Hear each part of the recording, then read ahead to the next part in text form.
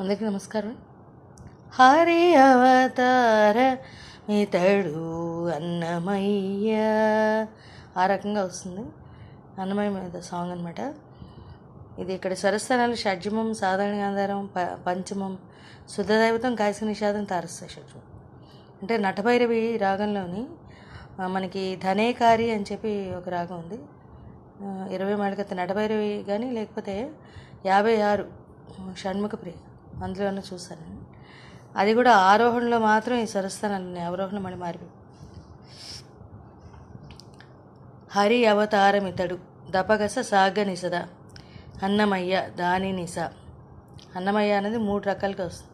సాసగసని దగపపద అరయమ గురుడితడు అన్నమయ్య దదసగ గగగగ పదని పద దపగస సని ఆకారం వస్తుంది. నెక్స్ట్ చరణం. వైకుంఠనాథుని వద్ద సగనీస గాగగాస వడిపడుచున్నవాడు సగదాప సాగనీని. ఇక్కడ షడ్జమ నుంచి నిషాదానికి వెళ్తే బాగుంది. చున్నవాడు అన్నదానికి సాసగాగా కూడా వాడచ్చు.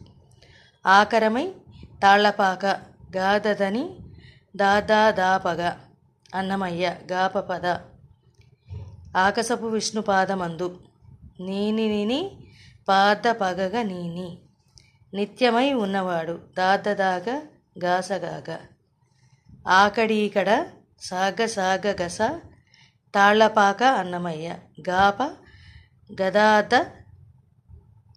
గదాదగా పదని పద తర్వాత దపపగ గససని.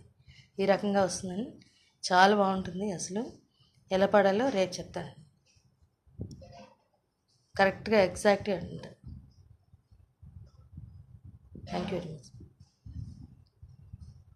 అంటే సుశీల గారు, నిత్య సంతోషం గారి వాళ్ళది వింటే మీకు ఇది ఎలా వాయించాలి అనేది, ఎలా ఇన్స్ట్రుమెంట్ అయితే ఎలా వాయించాలి, ఎలా పాడాలి అనేది తెలుసు. నేను కూడా చెప్తాను ఎలా పాడాలి.